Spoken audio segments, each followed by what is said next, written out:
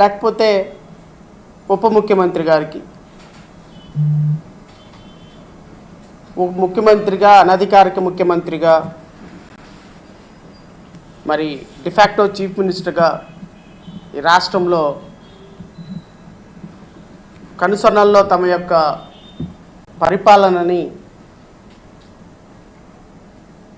శాసిస్తున్నటువంటి ముఖ్యమంత్రి కాని ముఖ్యమంత్రి అయినటువంటి ఐటీ శాఖ మంత్రి గారు, ముఖ్యమంత్రి గారి తనయుడైనటువంటి నారా లోకేష్ గారు ఇలాంటి వ్యక్తులను కలిసి నూతన సంవత్సర శుభాకాంక్షలు తెలపాలి అని, పోనీ ఈ నూతన సంవత్సరం రోజున రాష్ట్ర ప్రజలు 5.5 కోట్ల మంది ప్రజలు సంతోషంగా ఉండాలి అని వారి దగ్గర నుంచి ఒక విషెస్ ఆహ్వానించాలని రాష్ట్ర ప్రజలకి ఉంటుంది.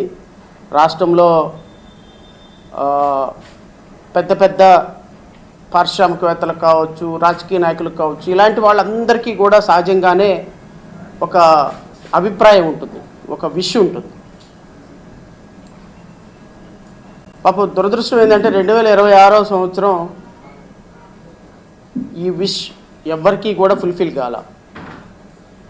ఎందుకు అంటే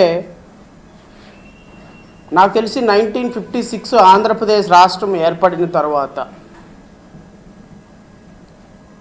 1956 ఆంధ్రప్రదేశ్ రాష్ట్రం ఏర్పడిన తర్వాత అంటే కంబైన్డ్ స్టేట్ కాకుండా ఆంధ్రప్రదేశ్ రాష్ట్రం హైదరాబాద్తో కూడినటువంటి రాష్ట్రం ఏర్పడిన తర్వాత మొట్టమొదటిసారిగా ఒక ముఖ్యమంత్రి అదృశ్యమైపోవటం, గాయపైపోవటం బహుశా ఆంధ్రప్రదేశ్ రాష్ట్ర చరిత్రలో మొదటిసారేమో అని నేను అనుకుంటున్నాను, నాకున్నటువంటి ప్రాథమికమైనటువంటి నాలెడ్జ్ ప్రకారం. అయితే ముఖ్యమంత్రి గారు అనధికారిక ముఖ్యమంత్రి గారు ఎక్కడికి వెళ్ళారు? ఇది గత 3 రోజుల నుంచి 4 రోజుల నుంచి డిసెంబర్ 30వ తారీఖు నుంచి రాష్ట్రంలో జరుగుతున్నట్టు ఒక పెద్ద చర్చ. ప్రతిపక్షానికి కూడా వారుకున్న స్థాయిలో వాళ్ళు కూడా ఖచ్చితంగా అడుగుతారు. ఎందుకు అడగరు? గత సంవత్సరంలో ముఖ్యమంత్రి గారు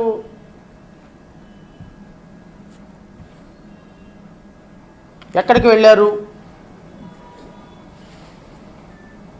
లండన్ వెళ్ళినప్పుడు గత ముఖ్యమంత్రి గారు లండన్ వెళ్ళి వాళ్ళ పాపలను చూడటానికి, వాళ్ళ పిల్లలను చూడటానికి వెళ్ళినప్పుడు అది కూడా చూపిస్తాను మీకు. ఎందుకంటే మనం ఏది మాట్లాడినా అది వాళ్ళకి ఒక ఇబ్బందికరమైన పరిస్థితిగా ఉంటుంది.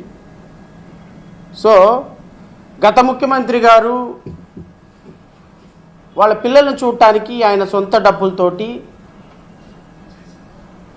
మనం మాట్లాడుతుంది ప్రభుత్వాలను మాత్రమే, వ్యక్తులను ఇక్కడ టార్గెట్ చేయొద్దు, వ్యక్తులను టార్గెట్ చేసే ఉద్దేశం కూడా నాకు లేదు.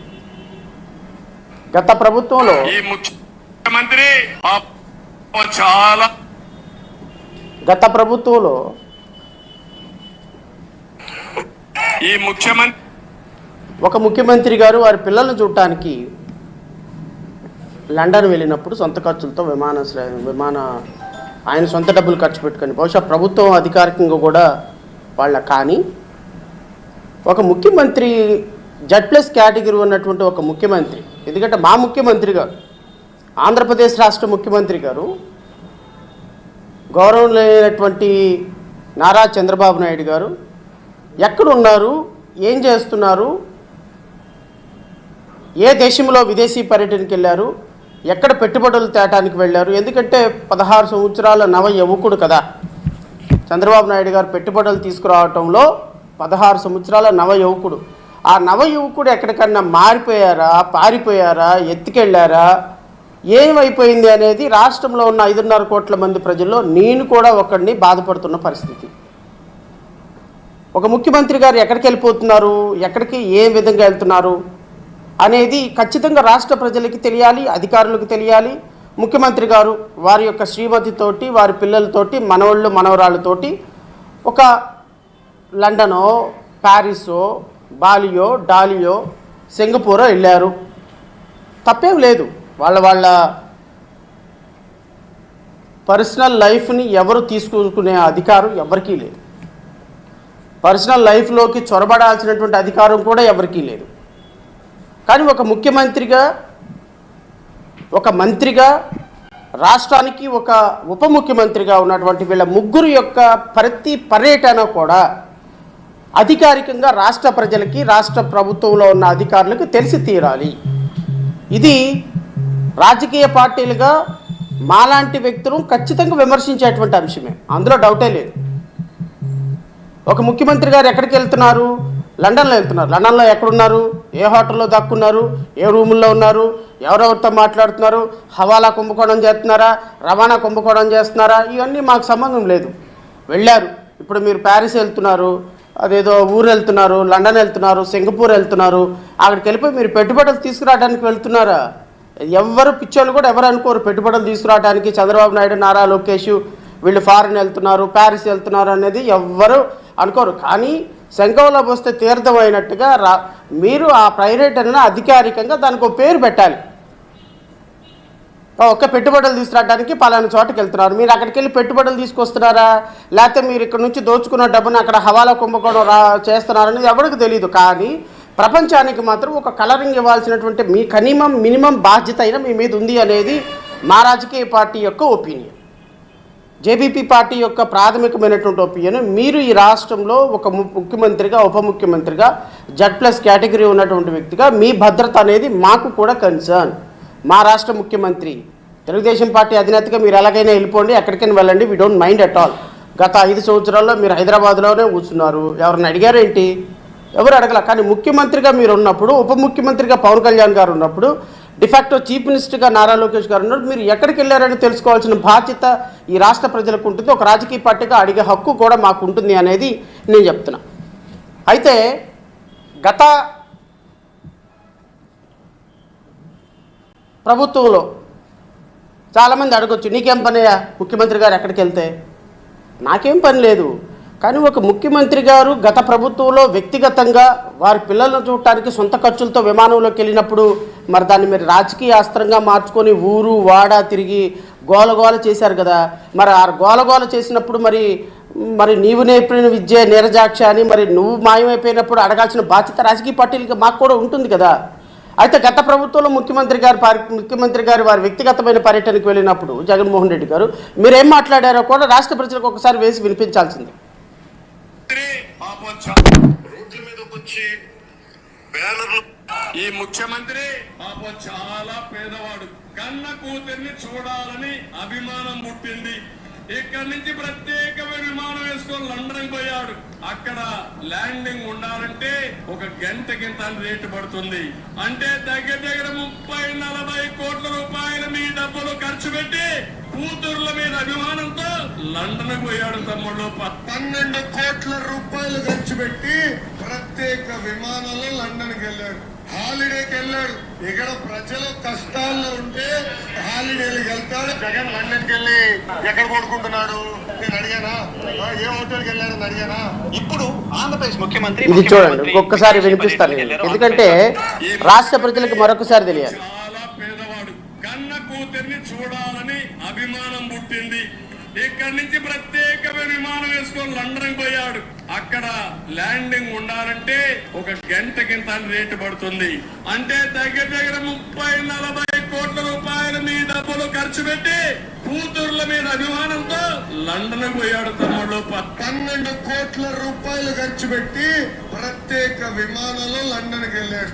హాలిడేకి నేను అడుగుతున్న గౌరవ ముఖ్యమంత్రి గారిని,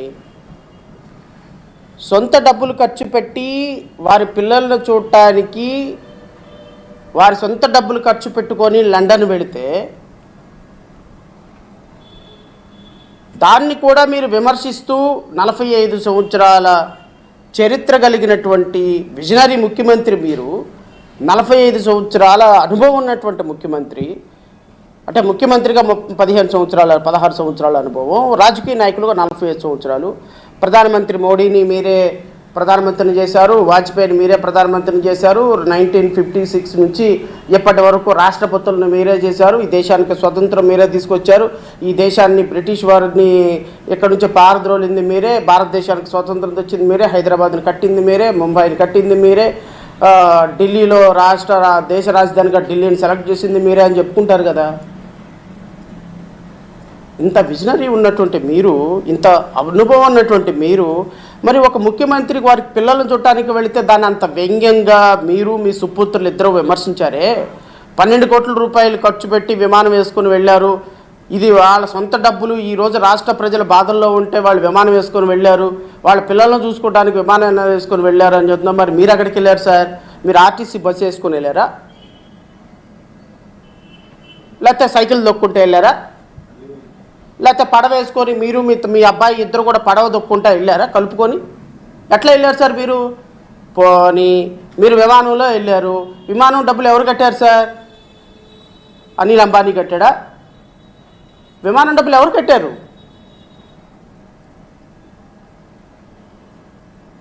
దివంగత ఎన్టీ రామారావు గారు కట్టారా? మీ మాంగారు కట్టారా? పోన్లే మా అల్లుడు మా కూతురు ఇద్దరు జనవరి 1కి వెళ్తున్నారని మీ మాంగారు కట్టారా? మీకు డబ్బులు ఎవరు కట్టారు సార్? ఆంధ్రప్రదేశ్ రాష్ట్ర బడ్జెట్లో నుంచే కదా డబ్బులు తీసుకుంది మీరు. Gannavaram to Madhapur, Madhapur to Gannavaram, Gannavaram to secretariat Vijayawada ఎవరు కడుతున్నారు సార్ డబ్బులు? దావోస్కి ఎవరు కడుతున్నారు సార్? సింగపూర్కి ఎవరు కడుతున్నారు సార్? సింగపూర్కి, దావోస్కి, ఇప్పుడు మీరు వెళ్ళినటువంటి పర్సనల్ టూర్కి డబ్బులు ఎవరు కట్టారు? మీరు విమానాల్లో వెళ్ళారా? లేకపోతే అక్కడ పార్కింగ్ ఛార్జెస్ ఉండవా? లేకపోతే మీరు వచ్చేంత వరకు మీరున్న 3 రోజుల వరకు గాల్లోనే చక్కర్లు కొడతా ఉంటుందా పార్కింగ్ చేయకుండా? విమానం గాల్లోనే చక్కర్లు కొడతా ఉంటుందా? మీరు వచ్చేంత వరకు మళ్ళీ విమానం పార్కింగ్ ఛార్జెస్ ఎక్కువైపోతాయేమో అని చెప్పడానికి?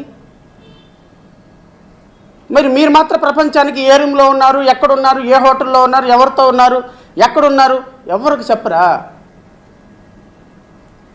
మాజీ ముఖ్యమంత్రి గారు లేకపోతే ఇంకొకళ్ళు అయితే మాత్రం వాళ్ళ పిల్లలను చూడటానికి వెళితే, అధికారికంగా పర్సనల్ టూర్లకు వెళితే అది మాత్రం ప్రపంచానికి చెప్పకపోతే మైకు పట్టుకొని మాట్లాడతారా? సో చెప్పడానికి శ్రీరంగ నీతులు ఉంటాయి కానీ పాటించడానికి శ్రీరంగ నీతులు ఉండవా అని ఒక రాజకీయ పార్టీగా ఒక గౌరవ ముఖ్యమంత్రి గారిని ప్రశ్నిస్తే, ఆ గౌరవ ముఖ్యమంత్రి గారు వారి అధికార గణం ఏం సమాధానం చెప్తారో రాష్ట్ర ప్రజలకు చెప్పాలి. అంటే చాలామంది అడగొచ్చు, ఏంటండి ముఖ్యమంత్రి గారు